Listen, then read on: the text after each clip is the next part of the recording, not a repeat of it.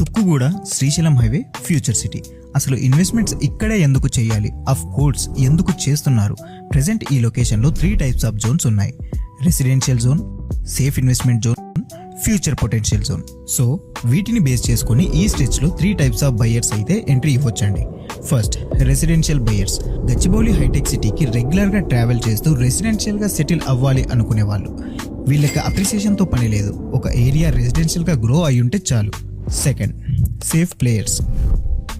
ఓఆర్ఆర్కి డిస్టెన్స్లో ఉండాలి, సిటీకి దగ్గరలో ఉండాలి, వెంచర్లో అమ్యూనిటీస్ ప్రీమియంగా ఉండాలి, మొత్తం మీద ఒక మినిమం గ్యారంటీ అనేది ఉండాలి.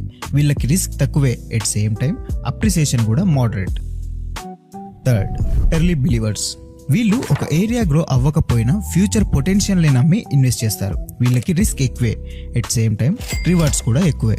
చాలామంది ఐటీ కారిడార్స్లో ఉండాలి అనుకుంటారు, కానీ ఒకప్పటి ఐటీ కారిడార్స్ అన్నీ కూడా ఇలాగే ఉండేవి.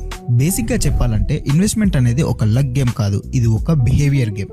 ఆ బిహేవియర్ని అర్థం చేసుకున్నప్పుడే ఒక బెస్ట్ ఇన్వెస్ట్మెంట్ అనేది చేస్తామండి. ఈ 3 కేటగిరీస్లో మీరు దేంట్లో ఇన్వెస్ట్ చేయాలి అనుకుంటున్నారో నాకు కాల్ చేసి చెప్పండి. ఆ జోన్స్లో ది బెస్ట్ వెంచర్స్ అయితే మీకు సజెస్ట్ చేస్తాను.